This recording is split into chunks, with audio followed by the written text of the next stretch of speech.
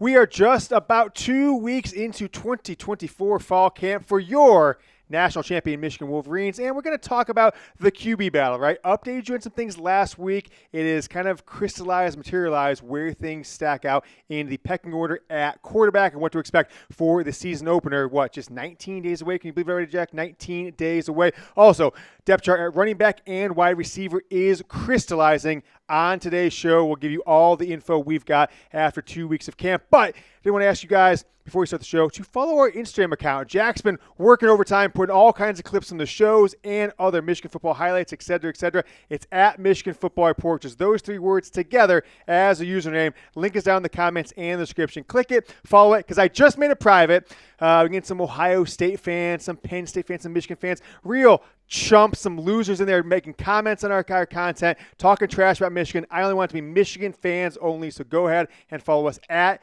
Michigan Football Report. When we get 15 new followers today or tomorrow, if it's a slow day, we will officially unprivate the account. But you got to be a Michigan football fan. Any Ohio State fans, I am just blocking you from following us at Michigan Football Report. We got a lot to talk about on the show today. Let's roll.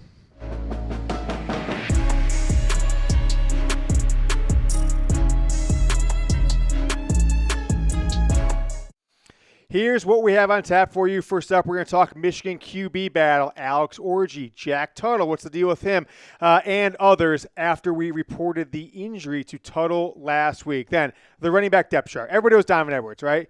EA Sports cover boy, Kalel Mullings, Mr. Jump Pass himself. But who is running back number 3 for Sherrone Moore's first Michigan football team? And then who's going to be your starting wide receivers for what we expect to be a very pass-light Michigan offense in this 2024 season? No more JJ McCarthy, and really no one who's had any experience at the quarterback position in college football. Those are the topics on today's show. First up, your quarterback one, your QB1 for these Wolverines. Jack Tuttle has been limited for about the past 10 days.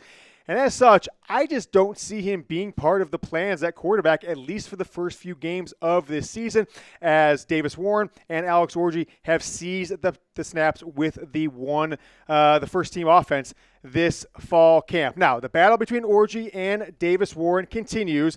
Orji, to me, is the odds-on favorite to get the opening snaps for the first game, but it's a different offense, right? The Tuttle and the Davis Warren and other offense is different than the Alex Orji offense, right? The Alex Orji offense is read option, short route trees, really nothing that's based on timing. It's a bunch of guys either going deep or slicing across the field where he can kind of look around, make a little quick dump-off pass.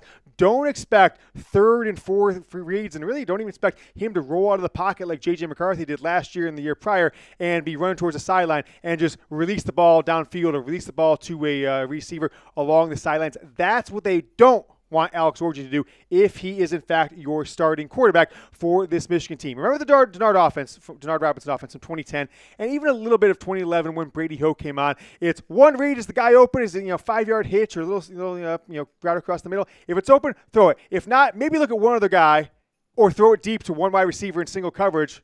If that's not there, just take off and run.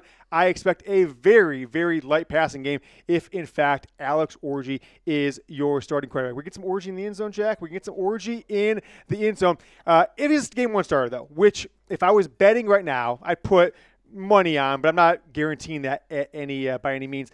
I would say that he's your game one starter, but that doesn't mean he's going to get every single snap. Now, if he performs and he absolutely blows out of the water against Fresno State August 31st and then goes in and beats Texas September 7th, that's your quarterback, no questions asked. But if either one of those things don't go like that, or if Michigan were to lose the Texas games, which they won't, of course, both those games, and then the week after that, Michigan will have multiple quarterbacks rotate in. I expect Davis Warren, see what Tuttle does. If he comes back from injury, he's back, he's making throws that he was making all summer long, then he could be getting snaps with the ones in those first 3 or 4 games for Michigan. Orji seems to have won the locker room for this team. He's the player that Donovan Edwards and Samaj Morgan and the offensive line really gets jacked up about. Kind of reminds me a lot of JJ McCarthy in 2021. They just kind of have a little bit of more pep in their step when he is in there at quarterback. So that plus the Tuttle injury, plus the fact that he's just making more plays and they've kind of dumbed down the passing offense for him, I think it's a pretty good bet right now that he will be at least your game 1 and game 2 starter.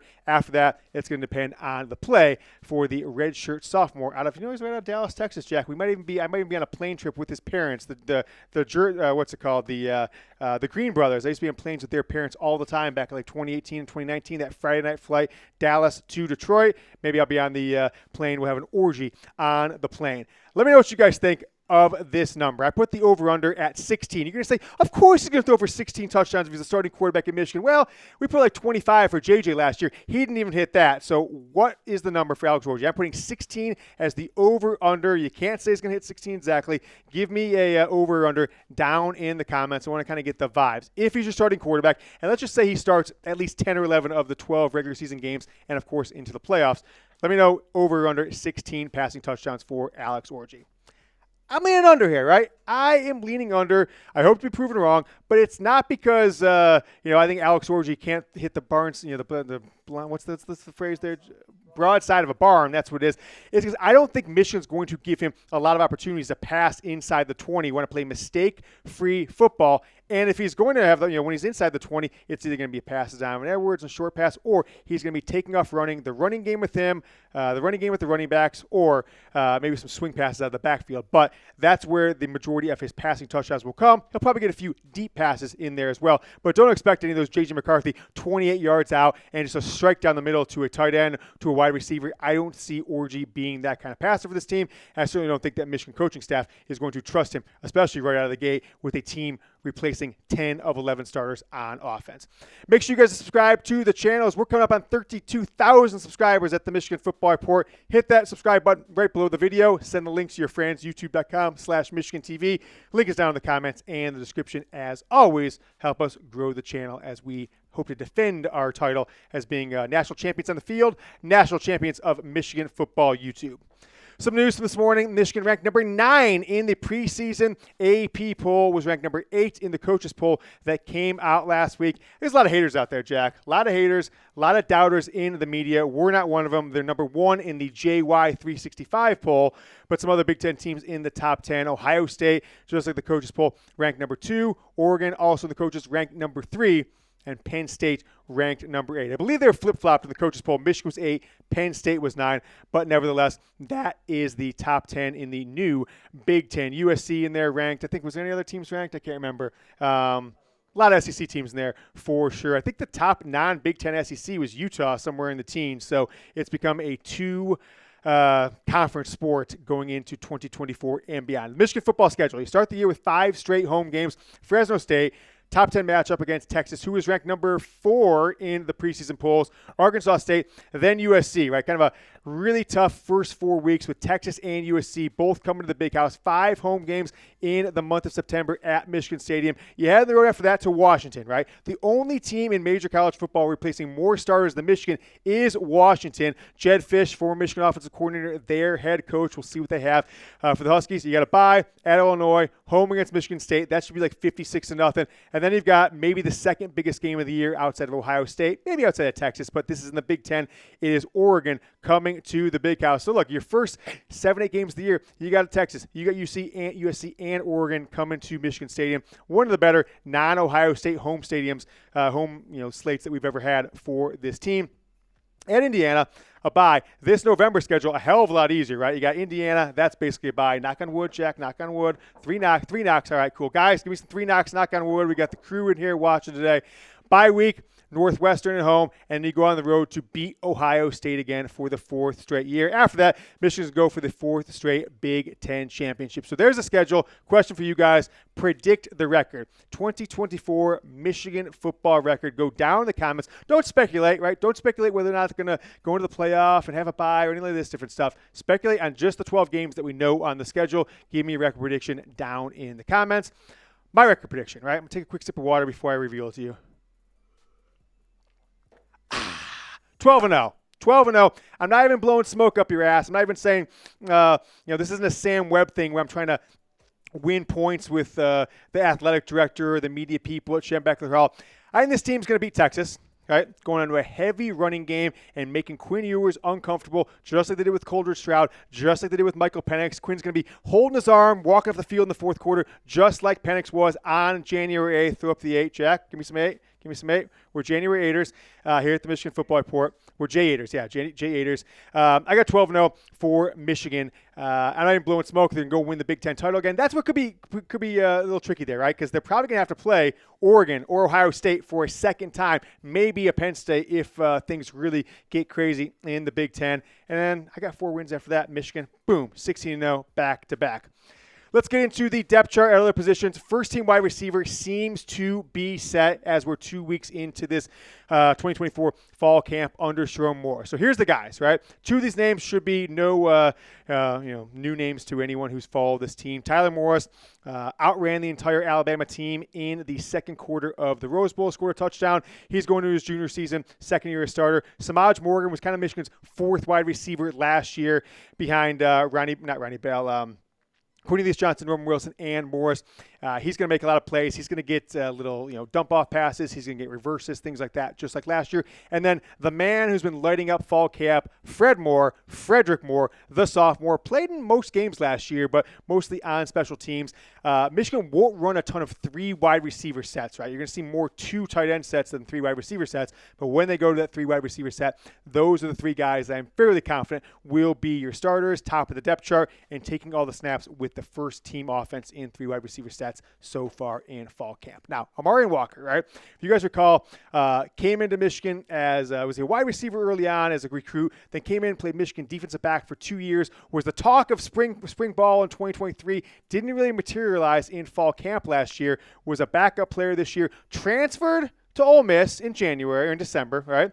Went through spring ball with them, transferred back to Michigan in April, so it was a quick turnaround things. Michigan, Sherrone Moore said, okay, cool. You want to play wide receiver? That's why you transferred out. You can be wide receiver here. Freaky athletic, 6'4", can jump out of the gym, but we will see what he can do in the field. Has yet to do really much of anything as a Michigan football player through 2 years. A lot of hype.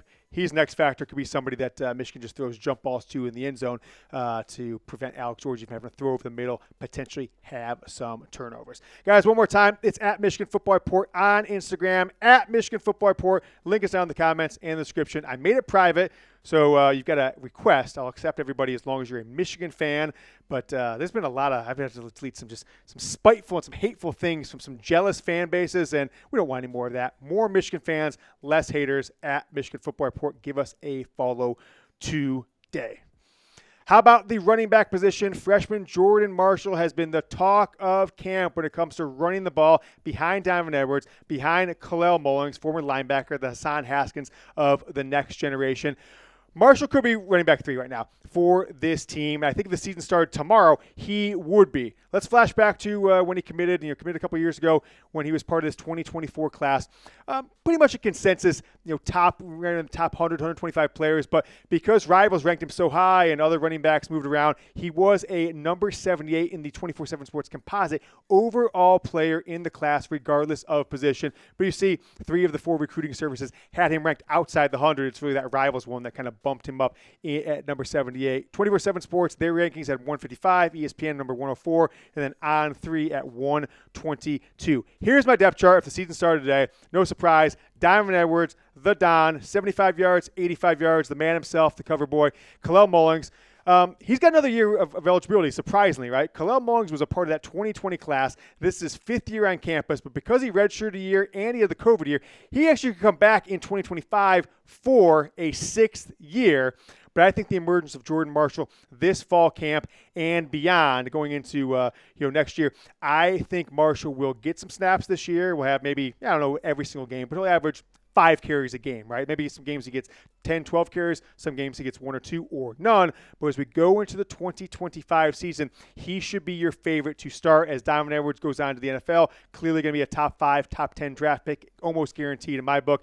And then I think Kalel Mullings' role will probably stay the same next year as is this year. He'll be the number 2 running back if he decides to come back for a 6th year. Going over to the Donovan Edwards, coming back for his 4th season, will he have more or less? Give me numbers at 1250, right? He had 993 yards as a sophomore in 2022 as backup to Blake Corum. Injury-ridden season last year, didn't get as many opportunities until the national title game, a couple other games. 1,250 is the number I have right there. Will he have over 1,250 yards rushing this season? Just give me a yes or a no down in the comments. It's football season, baby. I can't wait. We got 19 days. Michigan, Fresno State, August 31st, NBC National. Jim Harbaugh is going to be your honorary captain for that game. The whole country's going to be watching. Let me know the answer to this question down in the comments. Until I see you guys tomorrow, go Blue.